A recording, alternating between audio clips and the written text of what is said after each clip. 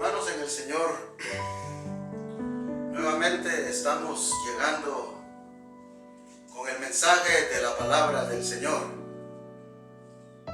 Queremos tomar siempre como base fundamental de nuestra vida la bendita palabra de Dios. Hoy quiero compartir con ustedes un pasaje muy hermoso. Sé que todos los pasajes de la Sagrada Escritura son hermosos, pero está un pasaje muy especial que quiero compartir en esta ocasión, y es el pasaje que tenemos en el libro de Isaías, capítulo 6, y voy a tomar del versículo 1 al versículo 4. Dice la palabra del Señor de esta manera: en el año que murió el rey Usías, vi yo al Señor sentado sobre un trono alto y sublime, y sus faldas llenaban el templo. Por encima de él había serafines, cada uno tenía 6 alas, con 2 cubrían su rostro, con 2 cubrían sus pies, y con 2 volaban. Y el uno al otro daba voces diciendo: Santo, Santo, Santo, Jehová de los ejércitos, toda la tierra está llena de su gloria. Y los quiciales de las puertas se estremecieron con la voz del que clamaba, y la casa se llenó de humo. Dios añada bendición a esta palabra que hemos leído, y es en este pasaje donde yo quiero que centremos nuestra atención. Yo le he titulado a esta palabra, a este mensaje, la presencia de Dios en todo tiempo. Naturalmente que cuando nosotros estamos viviendo en tiempos de abundancia, decimos: el Señor está con nosotros. Pero no suele ser así cuando hay momentos difíciles.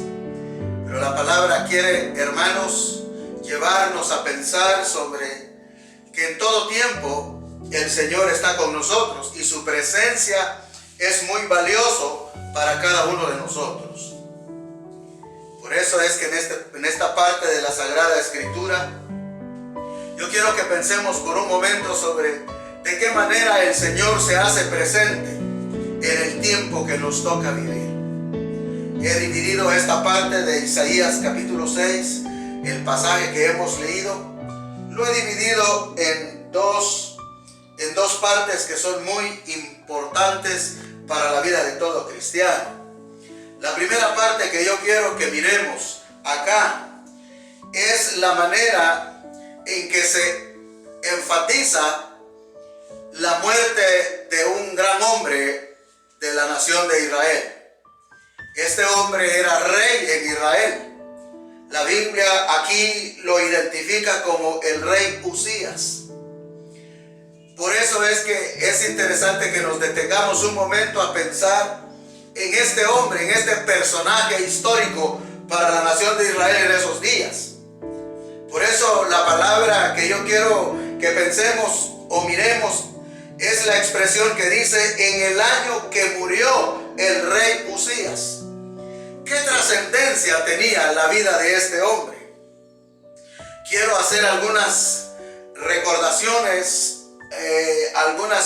mencionar algunas cosas que tienen que ver con la vida de este personaje cuando estuvo en su apogeo, en su reinado en Israel.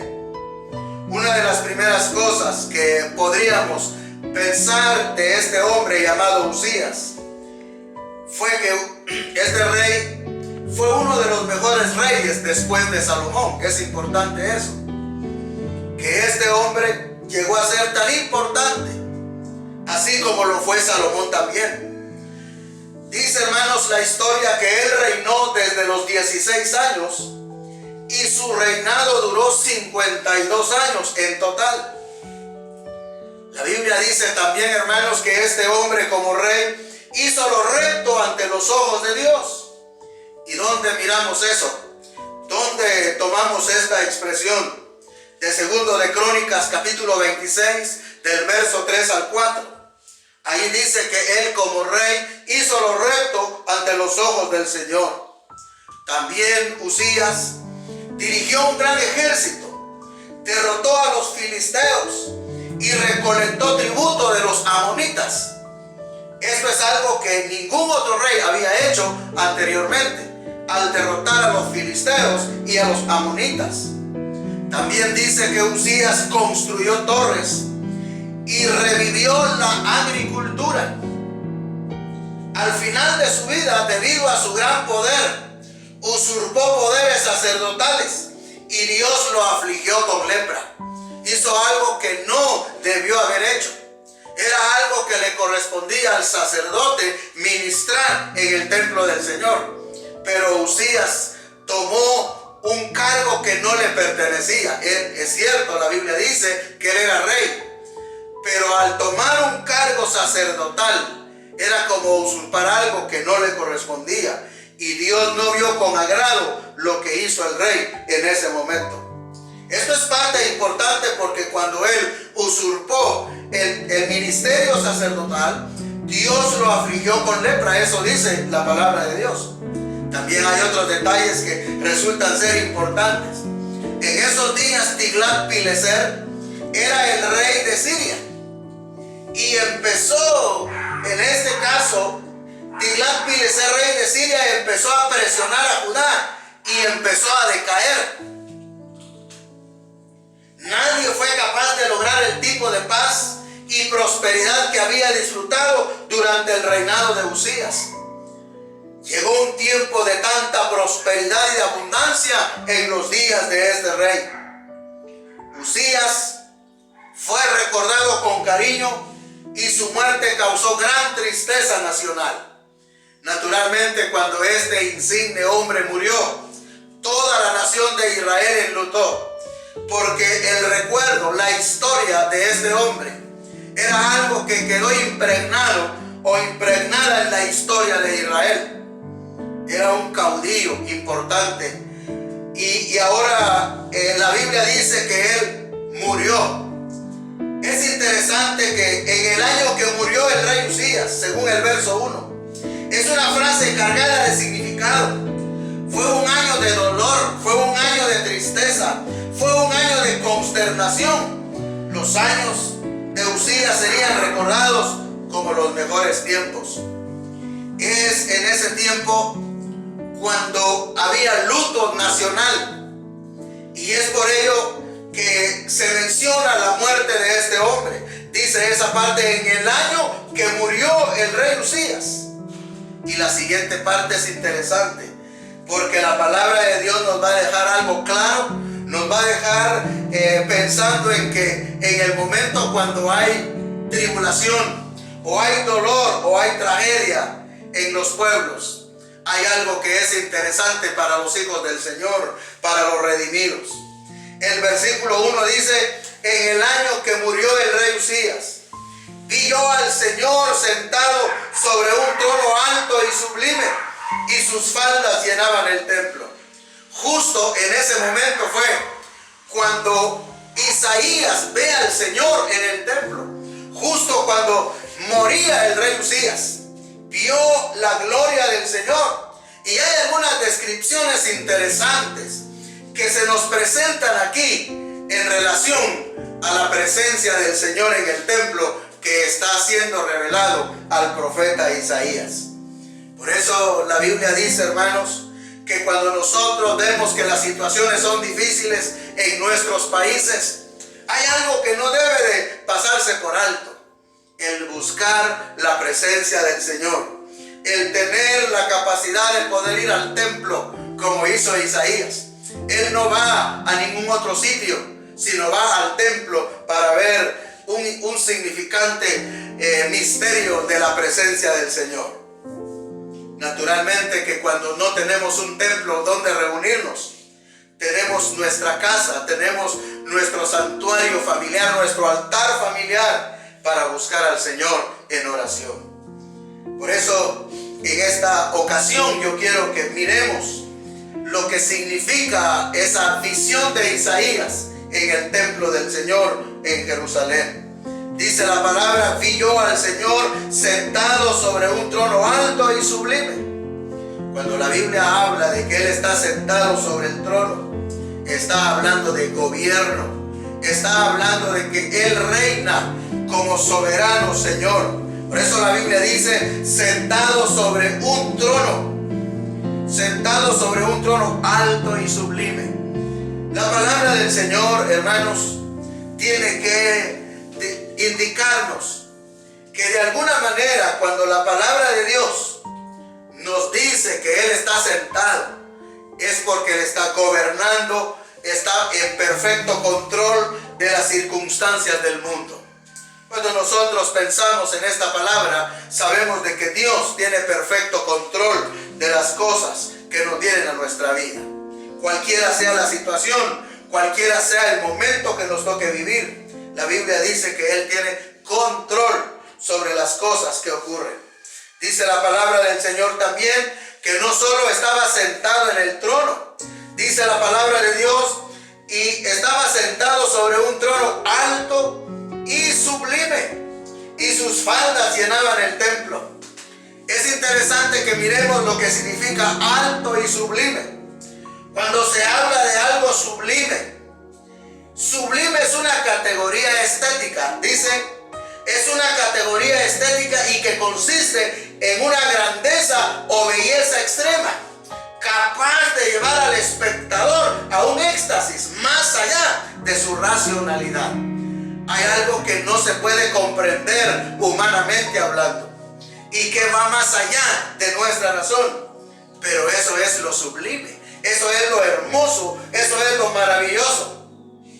Es algo indescriptible, en otras palabras. Eso significa la presencia del Señor que está viendo Isaías, algo sublime. También la palabra del Señor está mencionando a serafines. Imagínense, dice la palabra del Señor, en el año que murió el rey Usías, vi yo al Señor sentado sobre un trono alto y sublime, y sus faldas llenaban el templo. Por encima de él había serafines. Cada uno tenía 6 alas, con 2 cubrían sus rostros, con 2 cubrían sus pies y con 2 volaban. Es importante, antes de seguir con estos detalles que tenemos aquí, la Biblia dice, hermanos, que se hicieron presentes serafines o una especie de ángeles que estaban allí en el lugar donde Isaías veía la presencia de Dios. Los serafines son ángeles del primer escalafón en la jerarquía angelical. Rodean el trono de Dios y forman el primer coro celestial. Y miren qué actitudes tienen estos serafines en la presencia del Señor. No sé si usted se ha dado cuenta de lo interesante que es ver la actitud que asumen estos serafines. Ya ha quedado claro de que los serafines son los ángeles del primer escalafón en la presencia de Dios, que componen en cierta forma el primer coro angelical, que están cerca del Señor y que le alaban de día y de noche. Pero es también importante mirar la forma en que estos seres celestiales se presentan ante Dios. Dice la palabra que ellos están cubriendo su rostro. Eso de cubrirse el rostro, hermanos, es una actitud similar a esta postura, de cubrirse la cara. Pero la indicación, lo que está detrás de este acto, es de que ellos no son dignos de mirar a Dios. Ellos están en la presencia de Dios, pero le tienen gran respeto. Para ellos, los serafines, mirar a Dios constituía un privilegio tan grande que ellos prefieren entonces indicarlo que no son dignos para ello. Y dice, cubren su rostro. Aparte de eso, la señal de cubrirse el rostro es señal del respeto. Pero también dice aquí la palabra del Señor que estos serafines cubrían sus pies con sus faldas. Eso significa que ellos no están dispuestos y no tienen ellos la facultad de expresar su desnudez delante de la divina presencia de Dios. Ellos cubren sus pies. Pero también la palabra del Señor dice que dan voces. Es importante esta declaración. Dice la palabra del Señor, por encima de él había serafines. Cada uno tenía tenía 6 alas, con 2 cubrían su rostro, y con 2 cubrían sus pies, y con 2 volaban. Pero el versículo 3 dice: y el uno al otro daba voces diciendo: Santo, Santo, Santo, Jehová de los ejércitos, toda la tierra está llena de su gloria.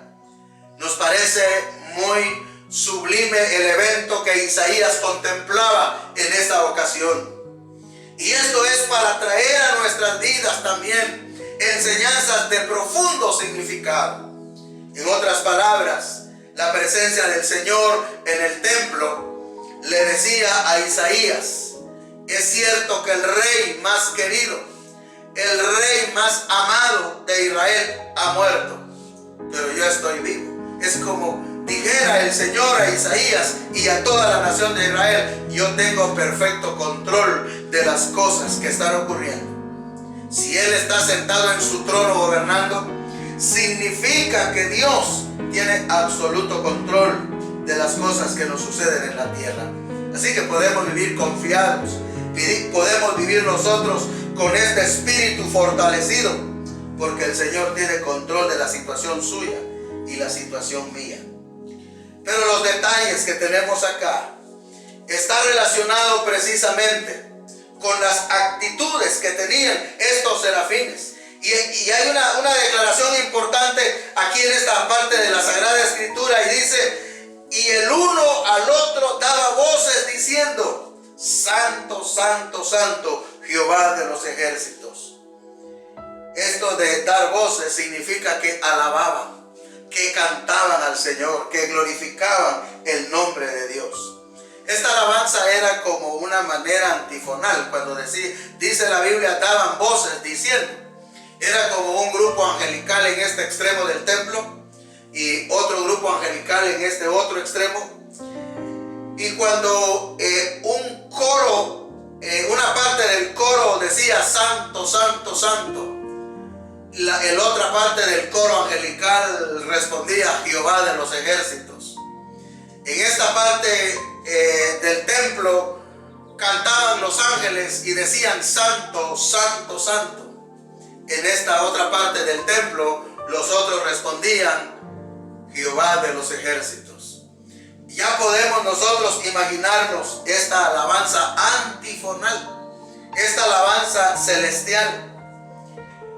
No podemos nosotros, hermanos, pensar de que lo relacionado a nuestra vida cristiana, a las cosas que tienen que ver con el futuro, sean cosas inventadas por hombres, sean cosas que nosotros pensamos que es así.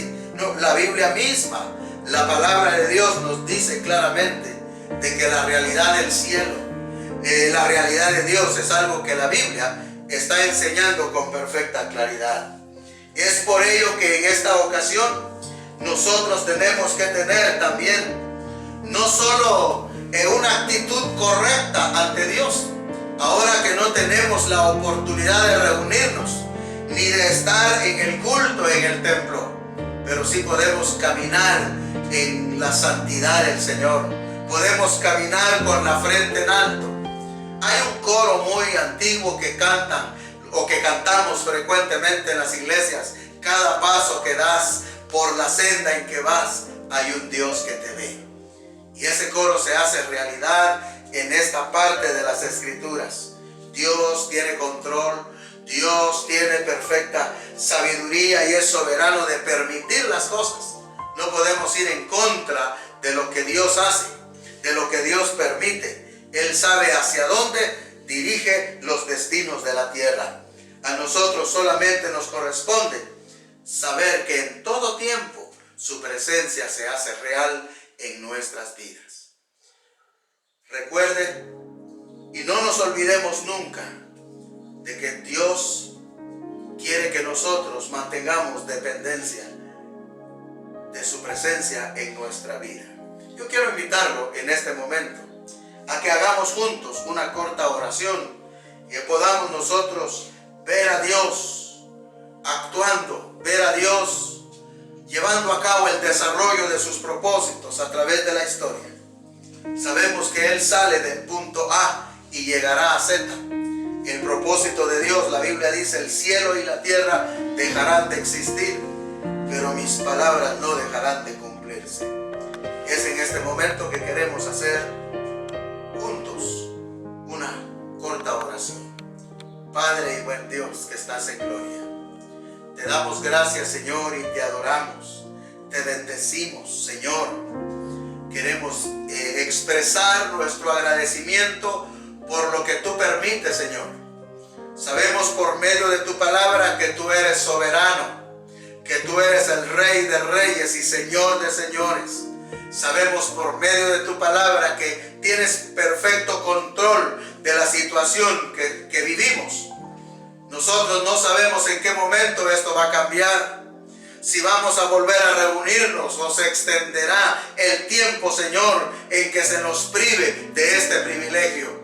Pero de una cosa sí podemos estar seguros, que tú estás con nosotros. Queremos bendigas a cada hermano, a cada hermana, a cada joven, a cada niño en su hogar. Y que estamos cubiertos con tu sangre poderosa. Estamos cubiertos, Señor, con tu sangre preciosa. Gracias, Señor, por los que hacen posible la transmisión de este programa, de este mensaje. Que tú bendigas a cada uno por nombre. Padre Santo, gracias. Te adoramos y te bendecimos en esta hora. En Cristo Jesús, nuestro Salvador.